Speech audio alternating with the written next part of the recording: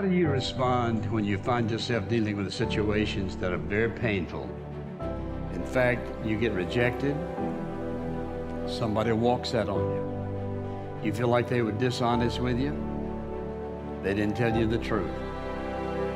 You feel lonely, you feel hurt, very discouraged.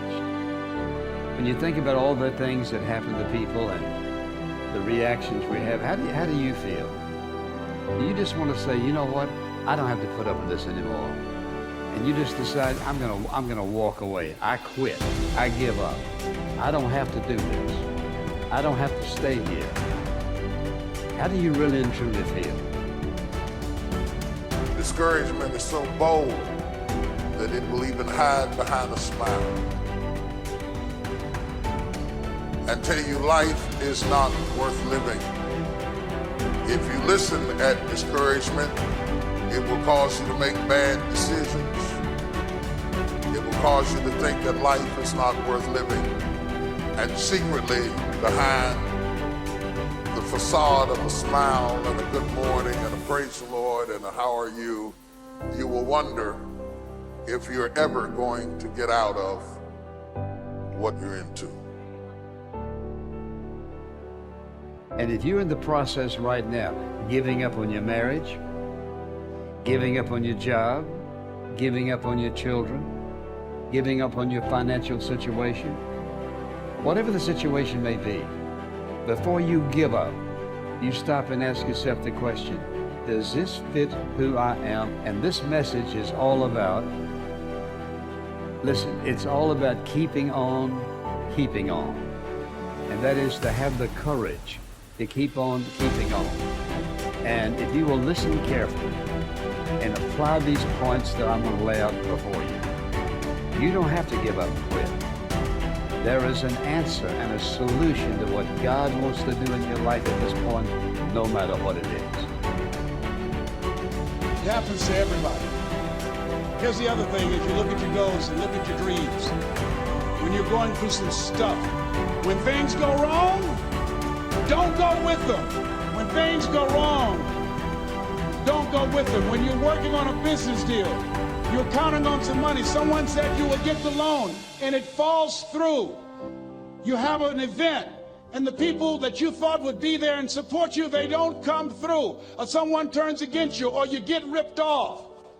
It's going to happen to you. It happened to me. Someone stole all my products. My database, over 180,000 names and addresses. It's not personal. It's going to happen to everybody. It does. 8 out of 10 millionaires have been financially bankrupt. Walt Disney had 7. He filed bankruptcy 7 times and had 2 nervous breakdowns. It's called life. But I got a saying, when life knocks you down, try and land on your back, because if you can look up, you can get up. You've got the power in you to do that. You've got something special. You've got comeback power. Take ownership for your life. Nobody can live your dream for you but you. Nobody's going to take care of your business like you. Stop coming up with excuses. Don't give yourself permission to continue to live a small life. You can't fit a big dream into a small life. Give yourself permission to go for it, to test yourself, to challenge yourself, to live full. Like the saying, always strive to get on top in life, because it's the bottom that's overcrowded. There's something in you that tells you this is not it for you. You have not peaked here. There's more in you than you're expressing. Eye has not seen, ear has not heard, nor has entered the heart of mankind what's in store for you if you challenge yourself, if you persist and persevere, if you take ownership for your life. George Bernard Shaw said the people that make it in this life, they look around for the circumstances that they want, and if they can't find them, they create them. Create what you want. You have the power in you to do more than you can ever begin to imagine, to control your destiny, to make a difference in our children, to make a difference on the planet, to make an impact. Let us say together, it's me. Let us say together, it's hard. Yes, it's hard, and we will do it hard. And once we do it hard, we go through it, we realize it was worth it. And once you discover it was worth it, it is done.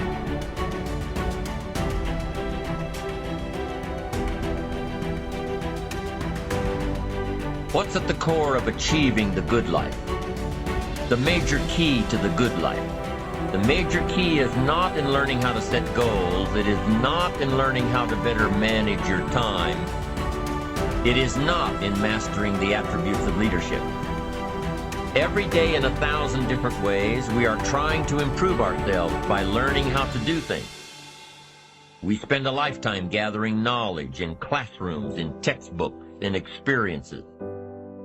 Now, if knowledge is power, if knowledge is the forerunner to success, then why do we fall short of our objectives? Why, in spite of all our knowledge and in spite of our collective experiences, do we find ourselves aimlessly wandering, settling for a life of existence rather than a life of substance? There may be many answers to this question. Your answers may be different than your associates or your spouses or your friends. While there may be many answers to this question, the fundamental answer is the absence of discipline. Applying all that we know. That's the key word, discipline, self-discipline. We might add one more word here, consistent. Consistent self-discipline. It doesn't really matter how smart you are or how much you know if you don't use it. It doesn't really matter that you graduated magna cum laude if you're stuck in a low-paying job. It doesn't really matter if you attended every seminar that comes to town if you don't apply what you've learned. Better than knowledge is applied knowledge. And once we've applied our knowledge, we must study the results of that process. Apply our knowledge, study the results. Refine our approach. Finally, by trying and observing and refining and trying again, our knowledge will inevitably produce worthy results, admirable results. And with the joy and results of our efforts, we continue to apply, to learn, to observe, to fuel our ambition with the positive reinforcement of continued progress. Pretty soon, we'll find that we're swept into a spiral of achievement, a vertical rise to success. And the ecstasy of that total experience makes for a life of triumph over tragedy, dullness, and mediocrity. But for this whole process to work for us, we must first master the art of discipline, self-discipline, consistent self-discipline. Now, when you decide to act, you're going to have some people like that. We're no longer friends.